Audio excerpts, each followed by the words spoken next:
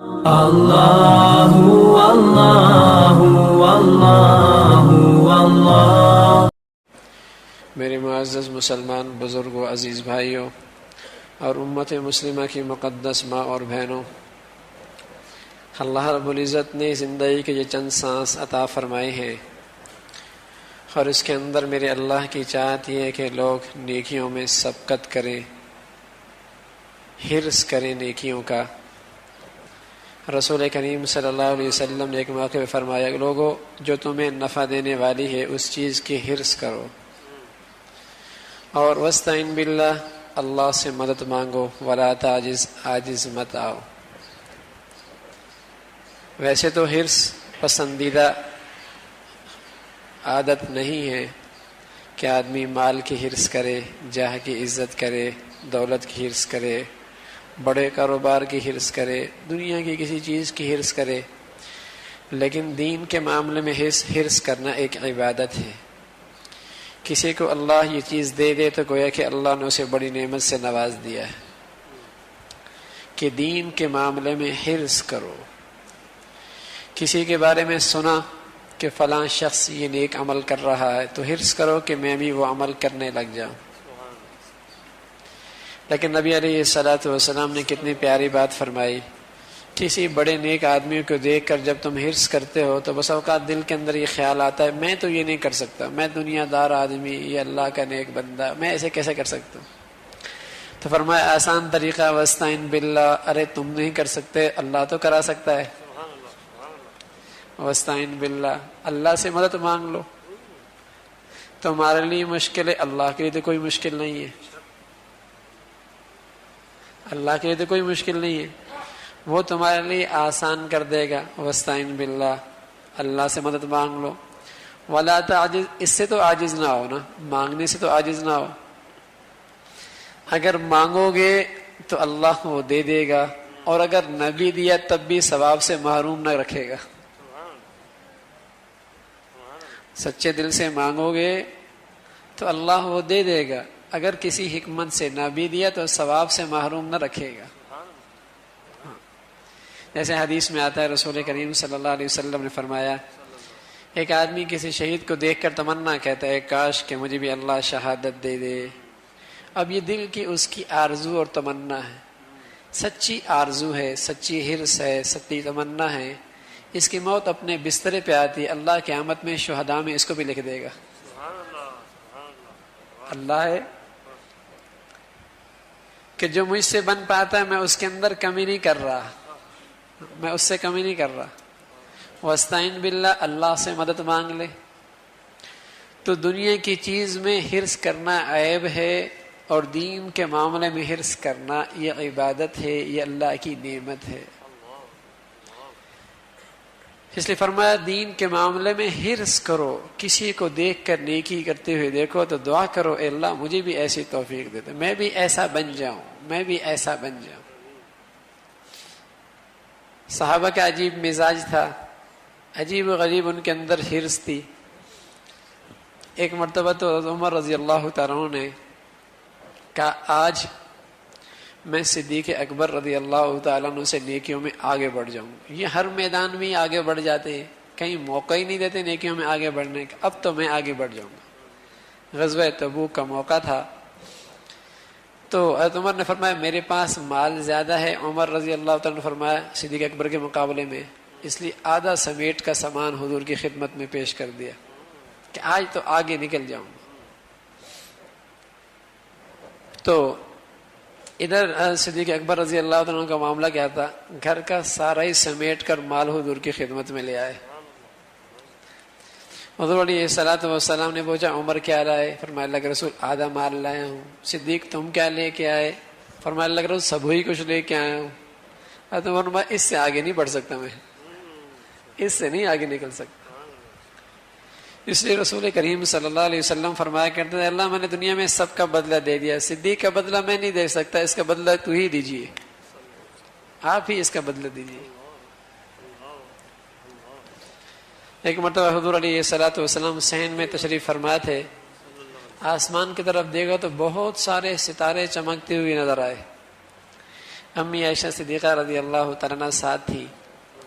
فرمایا یا رسول اللہ کسی آدمی کی نیکیاں اتنی بھی ہوں گی جتنے آسمان پر ستارے ہیں؟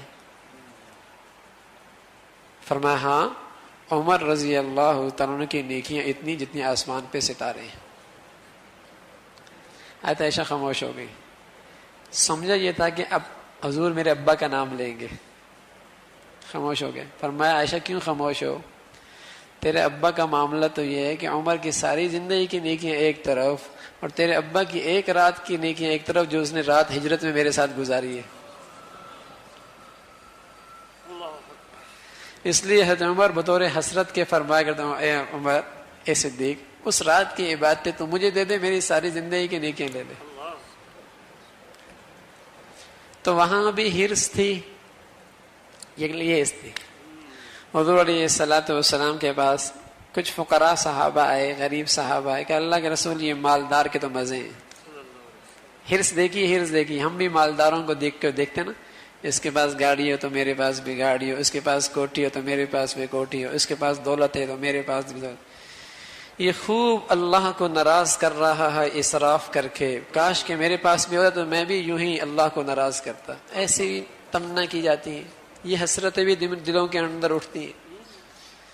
جیسے یہ اللہ کی نافرمانی کر رہا اپنے دولت کے بل بوتے پر، مجھے بھی ملتی میں بھی یوں ہی کرتا. یہ بھی تمنا بھی ہوتی ہے. لیکن سبحان اللہ، جنہیں اللہ نے دل کی آنکھیں دی تھیں وہ حضور علیہ الصلوۃ والسلام کے پاس آئے. کہا یا رسول اللہ یہ مالدار صاحبوں کے تو مزے ہیں، دنیا بھی سمیٹ کے لے گئے، آخرت بھی سمیٹ کے لے گئے. اس لیے کہ بہت ساری نیکیاں ہم کوشش کرنے کے باوجود بھی ان جیسے نہیں کر سکتے، اس لیے کہ ان کے پاس مال ہے، صدقات دیتے ہیں، زکوٰۃ دیتے ہیں، غریبوں کی مدد کرتے ہیں، دین کے کاموں میں خرچ کرتے ہیں، غلاموں کو آزاد کرتے ہیں. ہم نہیں کر پاتے، یہ ہم سے آگے نکل گئے. ہرس دیکھیے، تو وہاں ہرس اس چیز کی تھی کہ یہ آگے کیوں بڑھ رہے نیکیوں میں. احرص علی ما ینفعک، ارے اس چیز کی ہرس کر جو تجھے کل نفع دے گی. کسی طریقے سے یہ چیز میرے اندر بھی آ جائے. یہ سچی حسرت کی بھی اللہ کے یہاں بڑی قدر و قیمت ہے، قسم خدا کی. ایک واقعہ لکھا علماء نے عبداللہ بن مبارک رحمۃ اللہ علیہ کا.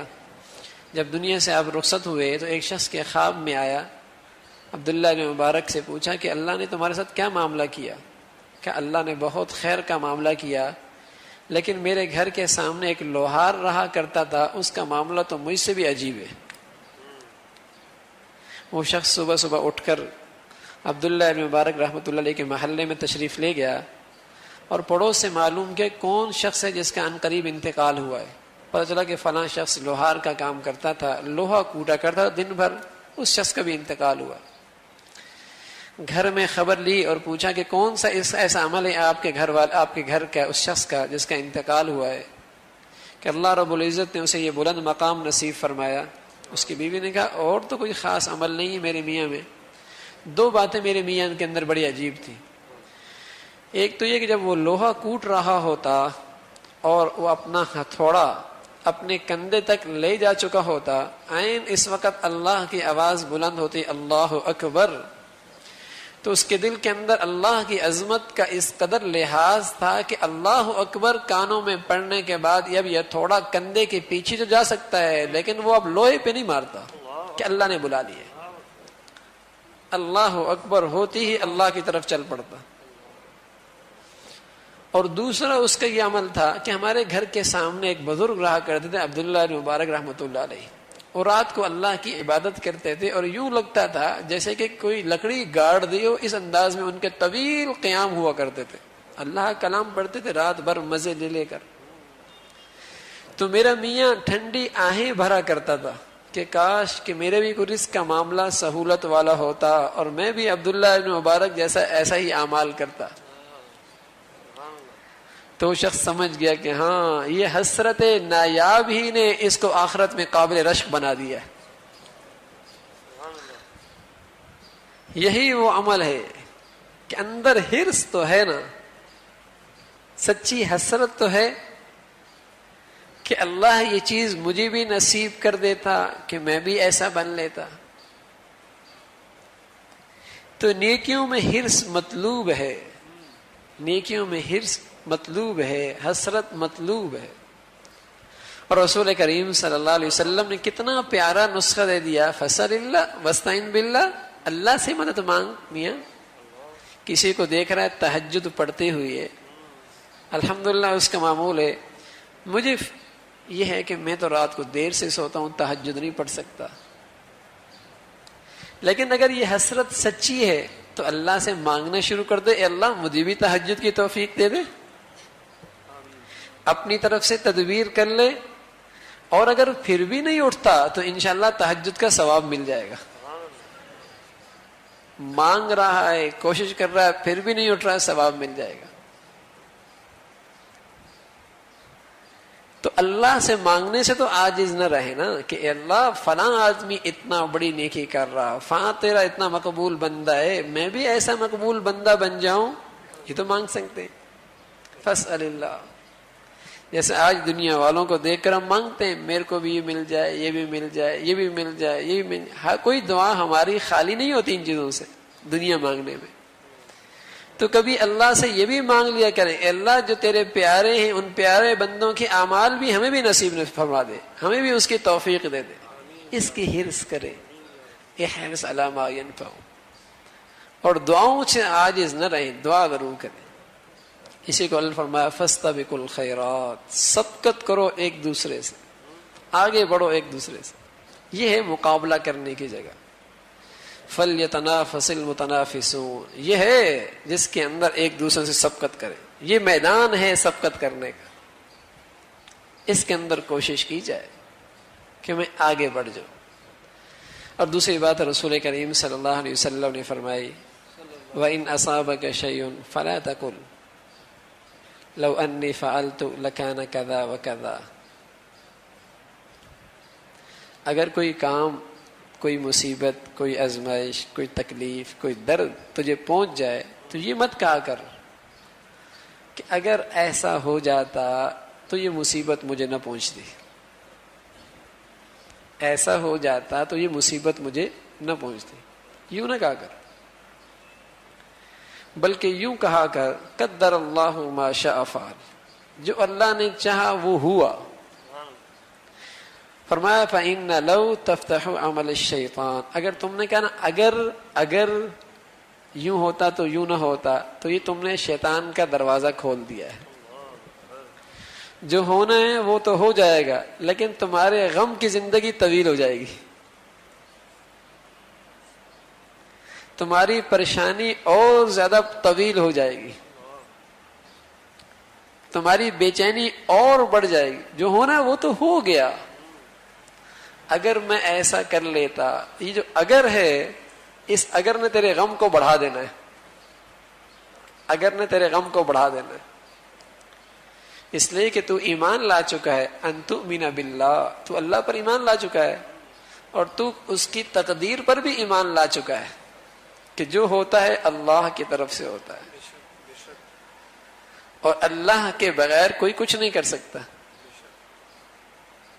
وَلَوِ اجْتَمَعَتْ عَلَىٰ أَن يَنفَعُوكَ بِشَيْءٍ لَمْ يَنفَعُوكَ بِشَيْءٍ إِلَّا مَا كَتَبَ اللَّهُ لَكَ وَلَوِ اجْتَمَعُوا عَلَىٰ أَن يَضُرُّوكَ بِشَيْءٍ لَمْ يَضُرُّوكَ بِشَيْءٍ إِلَّا مَا كَتَبَ اللَّهُ عَلَيْكَ جُفَّتِ الصُّحُفُ وَرُفِعَتِ الْأَقْلَامُ أَوْ كَمَا قَالَ. فرمایا ساری دنیا مل جائے تجھے نفع پہنچانا چاہے نہیں پہنچا سکتی مگر جو اللہ نے تیرے لیے لکھ دیا ہے. ساری دنیا تجھے نقصان پہنچانا چاہے نہیں پہنچا سکتی وہی جو اللہ نے تیرے لیے لکھ دیا ہے، لکھا جا چکا ہے. پھر رسول کریم صلی اللہ علیہ وسلم فرمایا ان اصابک شیء فإن اصابک شیء لم یکن لیخطئک وإن اخطأک لم یکن لیصیبک. اگر کوئی چیز تجھے پہنچی ہے تو اس نے تجھ سے چوکنا نہیں تھا، وہ پہنچنی تھی، اور جو تجھ سے چوک گئی اس نے تجھے ملنا نہیں تھا. کچھ بھی کر لیتا،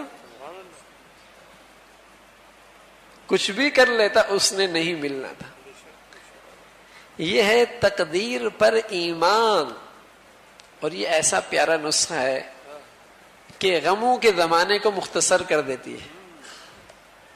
ایک ہے فطرتی غم، صدمہ وہ ہونا چاہیے، وہ ہوتا ہے،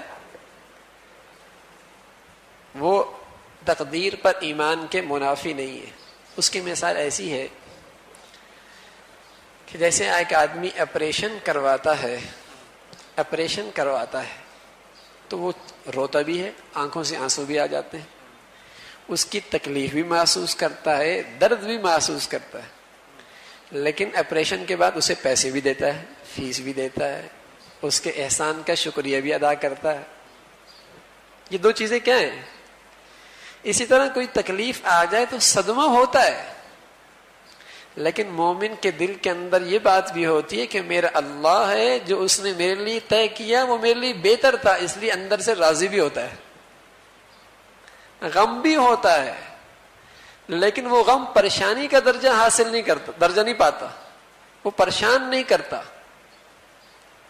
جیسے تکلیف ہے، کٹ رہا ہے جسم، لیکن یہ تکلیف اسے پریشان نہیں کرتی کہ غم میں ہمیشہ کے لیے تکلیف ہی میں رہے، بے چین ہی رہے، ایسا نہیں ہوتا۔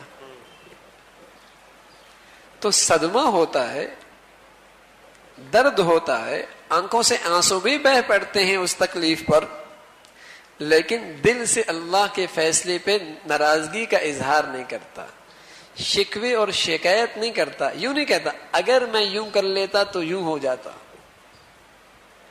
یہ نہیں کرتا مومن، بلکہ یہ کہتا ہے قدر اللہ ما شاء، جو اللہ نے چاہا وہ ہوا، اور میں ایک گندا حقیر بندہ، میں کیا جان سکتا ہوں کہ میرے حق میں کیا بہتر ہے کیا بہتر نہیں ہے؟ وہ اللہ حکیم اور علیم ہے، وہ میرے حق میں مجھ سے زیادہ بہتر جانتا ہے۔ تو حضور علیہ الصلوۃ والسلام فرما رہے کہ دیکھو جو اللہ رب العزت نے تمہاری زندگی میں کرنا ہے، جب وہ کر لیا تو پھر یہ نہ کرو اگر میں یوں کرتا تو۔ یہ فرق ہے مومن اور مسلمان میں، کافر اور مسلمان میں، کہ دونوں کا مریض ڈاکٹر کے پاس جائیں، ایک مر جائے، دونوں کے مریض مر جائیں، تو مسلمان کیا کہتا ہے؟ کسی بھی ڈاکٹر کے پاس اب میں لے کے جاتا تو اس کی زندگی کے دن پورے تھے۔ کافر کہتا ہے نہیں، اگر فلاں ڈاکٹر کے پاس چلا جاتا تو یوں ہو جاتا۔ اب یہ اگر جو آیا نا، اس کی زندگی نے بے چینی کا زمانہ اور بڑھا دیا، چوری ہو گئی، اگر میں یوں کر لیتا تو یوں نہ ہوتا، اس اگر نے اس کے غم کو اور بڑھا دیا، پریشانی کو اور بڑھا دیا۔ اور ایک یہ تھا کہ میں کچھ بھی کر لیتا، یہ اس نے ہونا تھا، لیکن یہ یاد رکھیں تقدیر پر ایمان کا مطلب یہ ہرگز نہیں کہ تدبیر نہ کی جائے، یہ فرق ہے۔ تقدیر کا مطلب لوگ سمجھتے ہیں کہ عمل ہی نہ کریں، تدبیر ہی نہ کریں، نہ ایسا نہیں ہے۔ ایک مرتبہ حضرت عمر رضی اللہ تعالیٰ عنہ شام تشریف لے کے جا رہے تھے، تو سفر میں آپ کو اطلاع ملی کہ شام کے اندر طاعون کی بیماری پھیلی ہوئی ہے، اور حضرت عبدالرحمن بن عوف رضی اللہ تعالیٰ عنہ نے آپ کو بتایا کہ حضور علیہ الصلوۃ والسلام کا ارشاد ہے کہ جہاں طاعون پھیلے وہاں نہ جاؤ، اور جو وہاں موجود ہیں وہ وہاں سے بھاگے نہیں۔ تو حضرت عمر رضی اللہ تعالیٰ نے اپنا سفر ملتوی کر دیا۔ عبیدہ ابن جراح رضی اللہ تعالیٰ نے خط لکھا کہ عمر آپ نے سفر اس لیے ملتوی کر دیا کہ یہاں طاعون ہے، انت تفر من قدر اللہ، تم اللہ کی تقدیر سے بھاگ رہے ہو، یوں کہا۔ حضرت عمر رضی اللہ تعالیٰ نے خط لکھا، ہاں نفر من قدر اللہ الی قدر اللہ، ہم اللہ کی تقدیر سے اللہ کی تقدیر کی طرف بھاگ رہے ہیں، اللہ کی تقدیر سے اللہ کی تقدیر کی طرف بھاگ رہے ہیں۔ سمجھایا کہ یہ مطلب نہیں کہ آپ تدبیر نہ کریں، تدبیر ضرور کریں، لیکن تدبیر کے بعد بھی اگر کام ویسا ہو جائے جو تمہارے منشا کے خلاف تھا تو سمجھو اللہ کے لیے اسی میں خیر تھی، اس پہ راضی ہو جاؤ۔ تدبیر ضرور کریں، یہ تدبیر ہے کہ آپ جان بوجھ کے وہاں گئے نہیں۔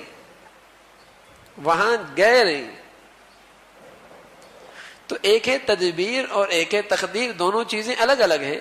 تدبیر کرنے کا حکم ہے کہ مریض کا علاج کرا رہے ہیں، گھر کا کمرہ بند کر رہے ہیں، گاڑی کو آپ لاک کر کے اندر آ رہے ہیں، اپنے سامان کی حفاظت کا پورا انتظام کر رہے ہیں، اپنی جان و مال عزت کی حفاظت کا آپ نے پورا انتظام کر رکھا ہے، لیکن یہ ساری تدبیر کرنے کے بعد بھی پھر بھی نقصان ہو گیا تو سمجھو یہ تقدیر تھی، اب اس میں یہ ہونا تھا. اب مت کہو کہ اگر ایسا کر لیتا تو ایسا ہو جاتا، تو پھر غم کی رات طویل ہو جائے گی، غم کا وقت طویل ہو جائے گا. اور سچی بات ہے کہ ہمارے لیے تقدیر پر راضی رہنے کے سوا کوئی اور راستہ بھی نہیں ہے. ہونے والے نقصان کو دوبارہ نہیں لٹا سکتے، ہونے والی تکلیف کو دوبارہ واپس تو نہیں کر سکتے، ہونے والے جسے کہیں گے دکھ درد کو واپس ختم تو نہیں کر سکتے، وہ تو ہونا ہے. اب یہ کہ اس پہ اللہ کی تقدیر پہ راضی رہ جاؤ، غم بھی ختم ہو جائے گا، ثواب بھی مل جائے گا. جسے رسول کریم صلی اللہ علیہ وسلم نے فرمایا، ابوالدرداء فرماتے ہیں کہ اللہ رب العزت جب بندے کے بارے میں کوئی فیصلہ فرماتے ہیں تو پسند کرتے ہیں کہ بندہ اللہ کے اس فیصلے پہ دل و جان سے راضی ہو جائے، دل و جان سے راضی ہو جائے کہ یہی میرے حق میں بہتر تھا، یہی میرے حق میں بہتر تھا. اسی کا نام ہے رضا بالقضاء، کہ اللہ کے فیصلے پہ سے راضی ہو جانا. ہوتا کیا ہے کہ اب یہ جو بیماری ہے نا ڈپریشن کی، ٹینشن کی اور رات بھر بے چین رہنا، اس کی وجہ یہی ہوتی ہے کہ آدمی اپنے دماغ میں ایک منصوبہ بناتا ہے، زندگی کی ایک ترتیب بناتا ہے، ایک کہانی تیار کرتا ہے، ایک طویل سلسلہ اپنے دماغ میں اس نے تیار کیا ہوتا ہے اپنی طرف سے. اب جب معاملہ اس کے برعکس ہوتا ہے تو اتنا مایوس ہوتا ہے، اتنا مایوس ہو جاتا ہے کہ اس کے اوسان ہی ختم ہو جاتے ہیں، اس کا عقل و دماغ ہی کام کرنا چھوڑ دیتا ہے. یہ کیا ہے؟ تقدیر پر ایمان کی کمزوری ہے، کمزوری. اور ایک یہ ہے کہ بھائی جو ہوا یہ میرے حق میں بہتر تھا، میرے حق میں بہتر تھا. تو غم، تکلیف ختم ہو جائے گی، پریشانی ختم ہو جائے گی. تو رسول کریم صلی اللہ علیہ وسلم نے اپنے ارشاد میں ہمیں یہ بتایا سمجھایا کہ تقدیر پر شکوے نہ کرو، تقدیر پہ شکوے نہ کرو. تم نہیں جانتے کہ تمہارے حق میں کیا بہتر ہے، تم نہیں جانتے. جیسے حدیث میں آتا ہے کہ اذا اراد اللہ بعبدی خیرا عجل له العقوبہ،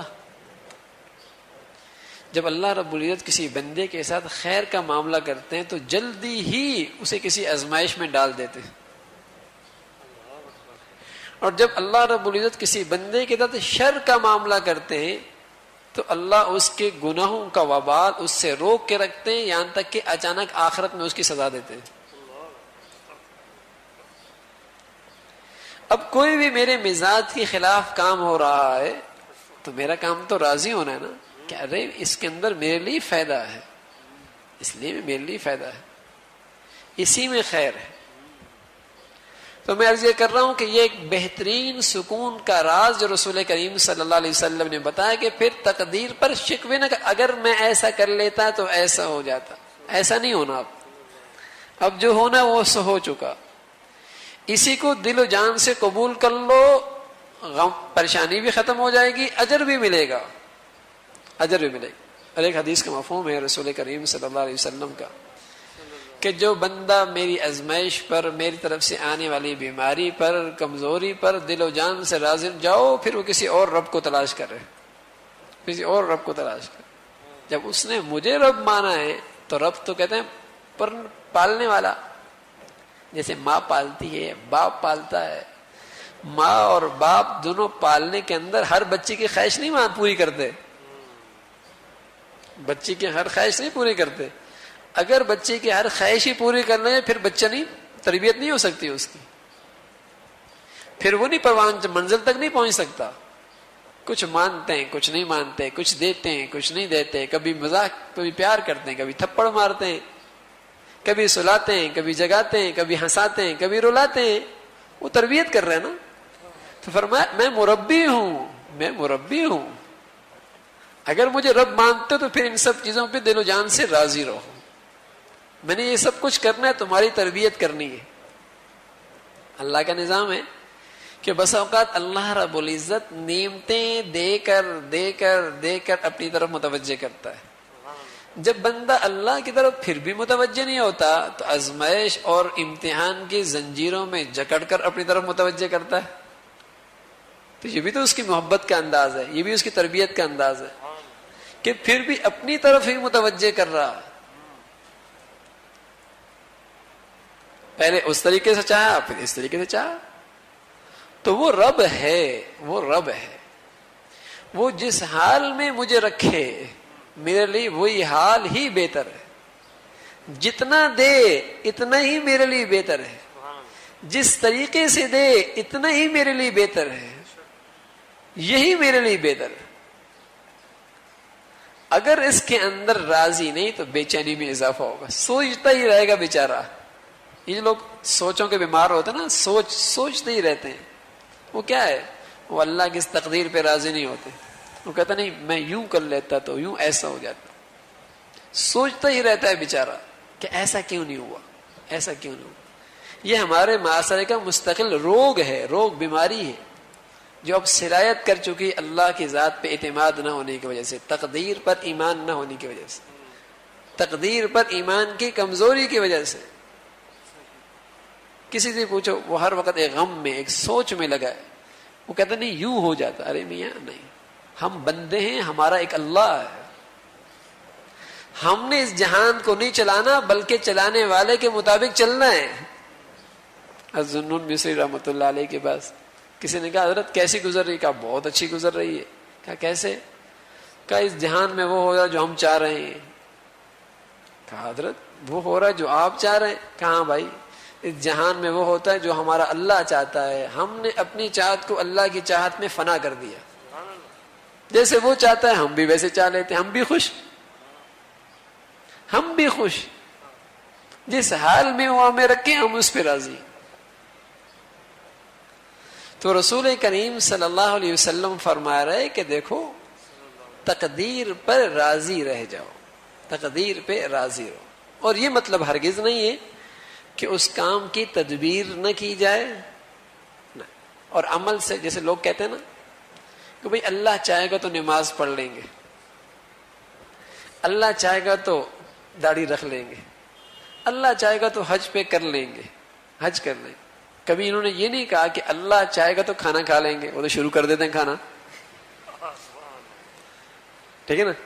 کبھی یہ نہیں کہتے کہ اللہ نے چاہا تو خود بخود مال باہر سے گھر پہ آ جائے گا, میں تو گھر میں ہی بیٹھا رہوں گا, دکان پہ آج نہیں جا رہا, اللہ نے چاہا تو رزق دے دیں گے. وہاں تو بڑی سمجھداری کا مظاہرہ کرتے ہیں. کہتے نہیں بھائی دکان تو کھولنی ہے نا, کھول کر پھر اللہ چاہے گا تو کسی کو بھیج دے گا, نہیں چاہے گا تو نہیں بھیجے گا. تو یہ مطلب نہیں ہے کہ عمل سے فارغ ہو جاؤ, نہیں, اللہ چاہے گا تدبیر کرو, مسجد کی طرف چلو. دیکھو مسجد پہنچ جاؤ گے, کوئی اور راستہ نہیں ملے گا انشاءاللہ, اللہ مسجد ہی میں پہنچائے گا. تدبیر شرط ہے, تدبیر کرو. تو تقدیر کا مطلب یہ ہرگز نہیں ہے کہ عمل نہیں کرنا, ہاتھوں پہ ہاتھ باندھ کے بیٹھ جانا, یہ مطلب نہیں ہے. تدبیر کر کے پھر اللہ کے فیصلے پہ راضی ہو جانا. حضرت علی رضی اللہ تعالیٰ عنہ, تو ایک شخص نے کہا کہ تقدیر کا کیا مطلب ہے؟ فرمایا ایک پاؤں کھڑا کرو, کر لیا. کہا میاں دوسرا بھی کر لو. کہا نہیں کر سکتا. کیا یہی مطلب ہے؟ ٹھیک ہے نا. اتنا اللہ نے ہمیں اختیار دیا ہے, اتنا اختیار اللہ نے اپنے پاس رکھا ہے کہ دونوں نہیں کر سکتے, دونوں پاؤں کھڑے نہیں کر سکتے. اس لیے جو اللہ نے ہمیں حکم دیا ہم اس میں کمی نہ کریں, اور پھر جو اللہ کرے تصرف کرے اس پہ دل و جان سے راضی ہو جائیں. اسی کا نام ہے یا ایھا النفس المطمئنہ. یہ ہے وہ بندے جب مرنے لگتے ہیں تو اللہ انہیں بشارت سناتا ہے کہ دیکھو تم دنیا میں ہر حال میں ہماری تقدیر پہ راضی رہے, آج ہم تم سے راضی اس لیے کہ تم ہم سے راضی تھے. تمہارے دل میں کبھی شکوہ اور شکایت نہیں آیا. تمہارے دل میں ہم نے تمہارے لیے جو فیصلہ کیا کبھی شکوہ اور شکایت نہیں ہے, تم دل و جان سے ہمارے لیے راضی تھے کہ اللہ اسی میں بہتر, اسی میں ہمارے لیے بہتری ہے. تو بڑا پرسکون راستہ ہے زندگی کا. تقدیر پہ راضی رہنا، اپنے مالک کے فیصلوں پہ راضی رہنا، اسے سمجھنا کہ وہ علیم ہے، ہم سے زیادہ جانتا ہے، حکیم ہے، ہماری حکمتوں اور مسلطوں سے وہ زیادہ واقف ہے۔ یا ایھا النفس المطمئنہ، اے اطمینان والی جی، ارجعی الی ربک راضیۃ مرضیہ فادخلی فی عبادی۔ سب سے بڑا خوشخبری کیا ہے؟ کہ تو ہماروں میں شامل ہو گیا، تو ہمارا ہو گیا، فادخلی فی، تو میرے محبوب بندوں میں شامل ہو گیا۔ کیوں؟ اس لیے کہ دنیا کے اندر تیری جو یہ خصلت تھی نا، یہ جو خصلت تھی کہ تجھے ہم نے نقصان میں رکھا تب بھی راضی، تکلیف میں رکھا تب بھی راضی، دکھوں میں رکھا تب بھی راضی، بیماریوں میں رکھا تب بھی راضی، یہ تیرا ایسی خوبی تھی کہ تو ہمارے خاص بندوں میں شامل ہو، عبادی، میرے بندوں میں۔ اے صحابی عمران ابن حسین رحمۃ اللہ علیہ رضی اللہ تعالیٰ عنہ 33 سال تک بسترے پہ پڑے رہے، نہ دائیں کروٹ لے سکتے تھے نہ بائیں کروٹ لے سکتے تھے، اسی حال میں نماز پڑھتے، اسی حال میں اپنی عبادات کو بجا لاتے، قضاء حاجت بھی اسی حال میں، زندگی کی ضروریات بھی اسی حال میں۔ 33 سال تھے، لیکن جو بھی دیکھتا تو ان کے چہروں پہ بشاشت، تر و تازگی۔ لوگ حیران ہوتے کہ ایسے تو اچھے خاصے صحت مند لوگوں کے چہروں پہ نہیں ہوتی۔ تو فرمایا کرتے تھے کہ میں اللہ کے فیصلے پہ دل و جان سے راضی ہو گیا ہوں، اللہ نے مجھے آخرت کے وہ آثار دکھا رہے ہیں کہ جس کی وجہ سے میرا بے چینی اطمینان سے بدل گیا ہے، ہر وقت مطمئن رہتے۔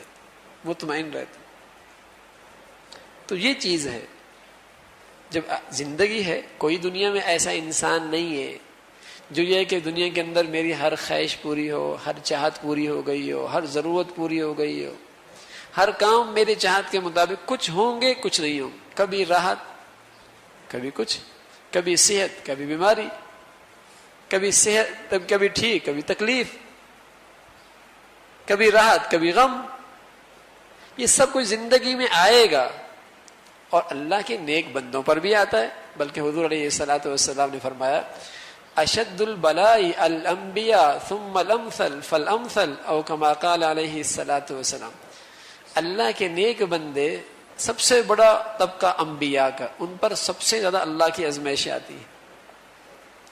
پھر انبیاء کی زندگی جو جتنا قریب ہوتا ہے اس پر بھی آزمائشیں اتنی زیادہ ہوتی ہیں، نیک بندوں پر بھی آتی ہیں، لیکن نیک بندے اس تکلیف کو اپنے لیے راحت کا سامان، توشہ آخرت بنا لیتے ہیں، اور جو دوسروں کے لیے آتے ہیں تو ان کے لیے وہ صرف نیری تکلیف ہی رہتی ہے، اجر و ثواب سے بھی محروم رہتے ہیں۔ تکلیف تو سب پہ آتی ہے، نیکوں پر بھی آتی ہے، بدوں پر بھی آتی ہے، ٹھیک ہے نا؟ تقدیر پہ جو راضی رہیں ان پر بھی آتی ہے، جو تقدیر پہ راضی نہ رہیں ان پر بھی آتی ہے سب پر۔ اس دنیا میں جہان ہی ایسا ہے، دنیا کا، کہ دنیا کا جہان ہی اللہ نے ایسا بنایا کہ کچھ اس کی خواہشات پوری ہوں گی، کچھ نہیں پوری ہوں گی، کچھ چاہتوں کے مطابق ہوگا، کچھ چاہتوں کے مخالف ہوگا۔ لیکن جو لوگ اللہ کی تقدیر پہ، فیصلے پہ راضی رہتے ہیں، ایک تو یہ اپنا غم ہلکا کر لیتے ہیں، تکلیف کے جیسے کہیں کہ پریشانی کی رات کو اور مختصر کر لیتے ہیں، اور دوسرا اللہ کے خزانوں میں اپنی توشہ آخرت جمع کر لیتے ہیں، توشہ آخرت بھی بنا لیتے ہیں۔ اور جو اس سے محروم ہوتے ہیں، دنیا کی تکلیف بھی اٹھائی، ثواب سے بھی محروم ہوئے، اور غم کا سلسلہ اور طویل ہو جاتا ہے، سوچتا ہی رہتا ہے ایسا ہو جاتا ہے، بیٹا سب دنیا سے چلا گیا۔ ایک تو یہ انا للہ و انا الیہ راجعون، ایک تو یہ انداز ہے انا للہ و انا الیہ راجعون، اے اللہ انا للہ، ہم تیرے ہیں، ہم تیرے بندے ہیں، تجھے پورا حق تھا کہ ہمارے اندر جیسے چاہتا تصرف کرتا، یہ بیٹے بھی تیرے، مال بھی تیرا، عزت بھی تیری، ہم بھی تیرے، جیسے تو چاہتا اس کے اندر تصرف کرنے کا تجھے پورا حق حاصل تھا، ہم تیرے۔ اور باقی وَإِنَّا إِلَيْهِ رَاجِعُونَ، تیرا وعدہ ہے کہ جو میری تقدیر پہ راضی رہتا ہے میں اسے بہت دیتا ہوں، ہم تیرے پاس آنے والے ہیں، اپنے صبر کا بدلہ لے لیں گے۔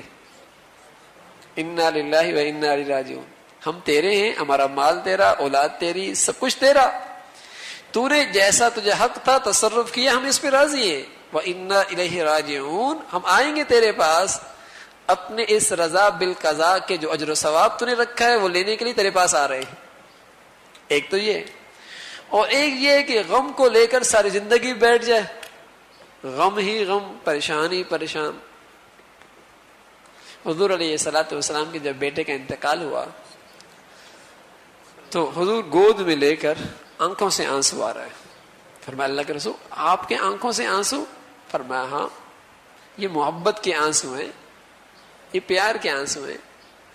تو اولاد کے جدا ہونے پر غم کا نکلنا، یہ جسے کہیں کہ اس کے منافی نہیں، اللہ کے رضا کے فیصلے پر راضی ہونے کے منافی نہیں ہے، لیکن زبان پہ شکوے آ جانا، شکایت آ جانی اور کہنا کہ اگر یوں ہوتا تو یوں ہوتا، یوں کہنا، تو آدمی اجر و ثواب سے محروم ہو جاتا، اجر و ثواب سے۔